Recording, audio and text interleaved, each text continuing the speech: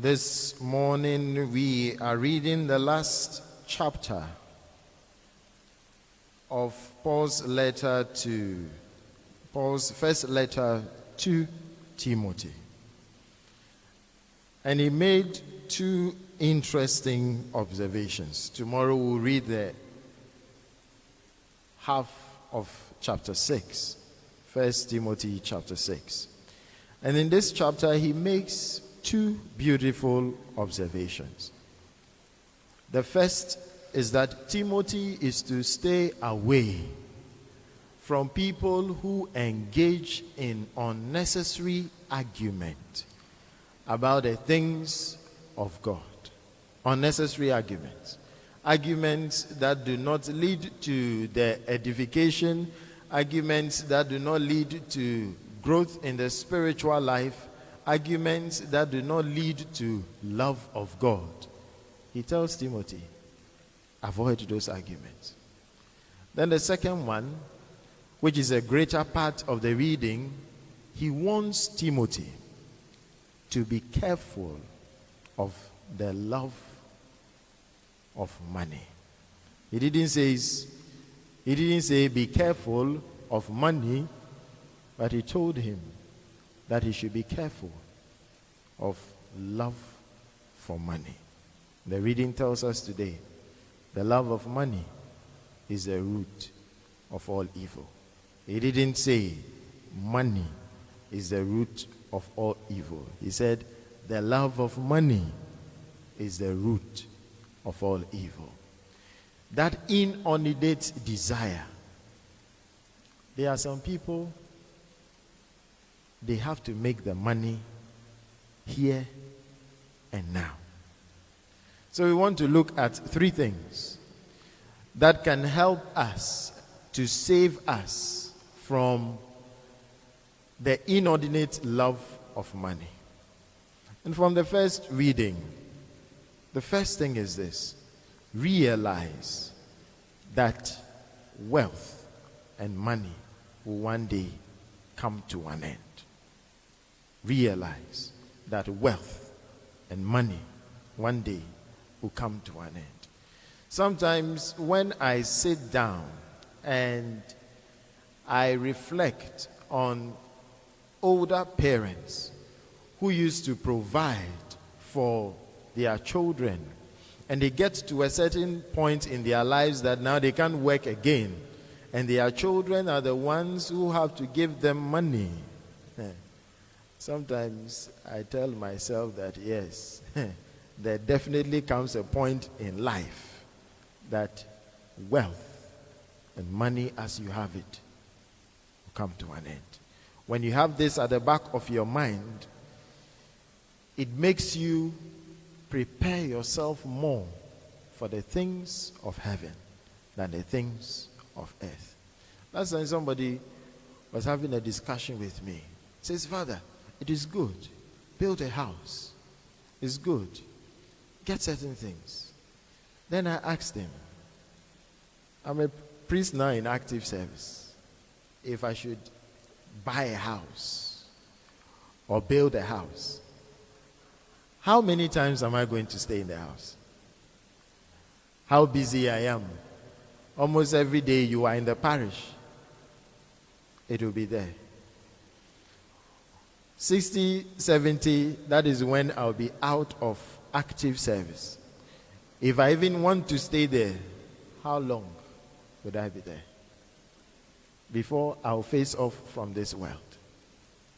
Somebody else would enjoy it. And that is why the responsorial psalm will say that, fear not when a man grows rich, when the wealth of his house becomes great, for when he dies, he shall take none with him. A time will come, wealth will cease. Keep that at the back of your mind. The second is that you must be content with what you have. Now, contentment is something very dicey. Somebody would ask, so when would you say that you have enough? When would you say that you have enough? The more your wealth increases, the more your needs increase. That is how it is. When you are a student, you'll be thinking of plastic chair in your room. When you start working national service, you'll be thinking of getting a simple sofa. When you have earned your first salary, which is earning, let's say, about 5,000 cedis, you would want to build upon the sofa. Your income increases, you want a sofa that will massage you. So the needs increase as the money and the wealth also what? Increases.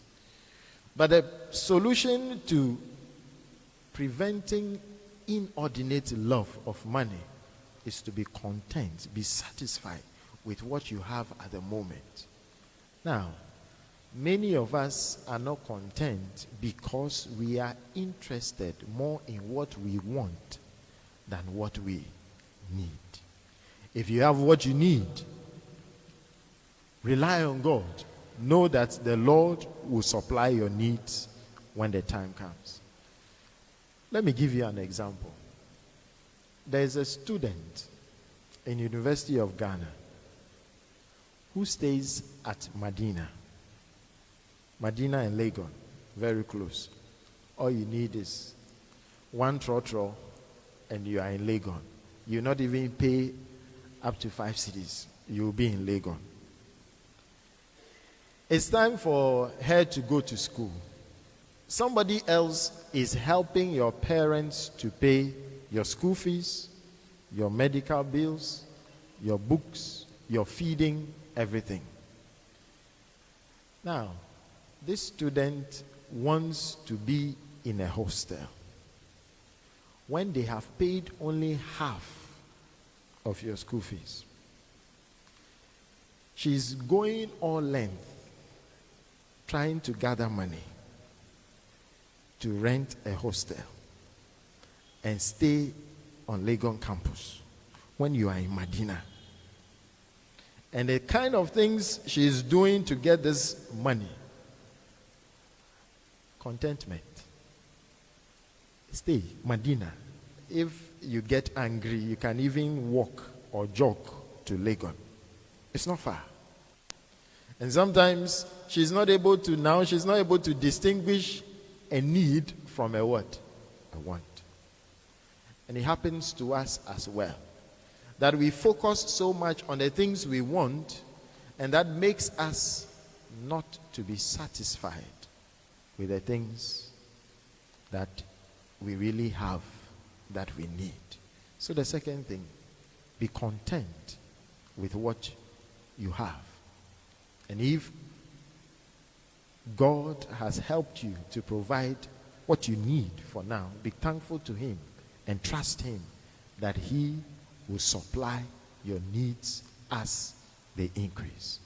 And the third one, monitor what you are willing to do to get more money or wealth. Monitor what you are willing to do to get more wealth. St. Paul will tell Timothy to stay away from people who are just preaching to get money. Because of money, some people are ready not to say the truth. Because if you speak the truth, the money will not flow. Because of money, people are ready to sell their souls to the devil. Sakawa. Ritual money. Because of wealth, people are ready to sell their bodies.